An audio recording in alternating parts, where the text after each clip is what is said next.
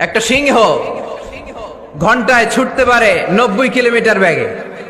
কত কিলোমিটার? একটা হরিণ ঘন্টায় ছুটতে পারে 100 কিলোমিটার বেগে। তাহলে কে জোরে ছুটে? জোরে বলতে হবে। সিংহ কত কিলোমিটার? হরিণ। তারপরেও হরিণটা 100 কিলোমিটার বেগে ছোটার পরেও সিংহটার কাছে সে ধরা পড়ে যায়। এর কারণ সিংহ যখন ধরার জন্য ছোটে সে শুধু সামনে তাকায়, সে পিছনে তাকায় না। আর হরিণ 100 কিলোমিটার বেগে ছোটার পরেও সে ধরা খেয়ে যাবার ভয়ে বারবার পিছনে তাকায়।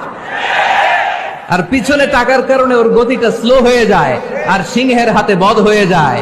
পিছনে তাকাবার সময় আমাদের নাই, চিল্লায় বলো ঠিক কিনা? আমরা অহংকার শিখি নাই, আমরা হিংসা শিখি নাই, আমাদের বুকে আছে বুক ভরা ভালোবাসা।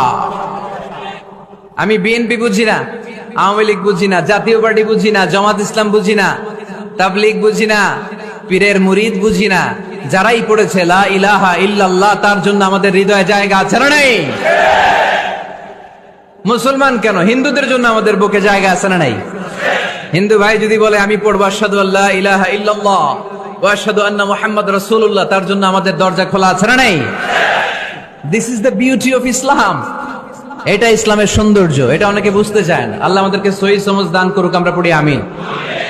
হিংসা, বিদ্বেষ, অন্যের পিছু লেগে থাকা, গীবত করা, অন্যকে গালিগালাজ করা, অন্যকে কাফের মুশরিক বলে ফতুয়া দিয়ে এই পবিত্র মঞ্চগুলোকে নষ্ট হওয়া থেকে যেন আমরা বিরত থাকতে পারি। আওয়াজ করে পড়তে হবে আমিন।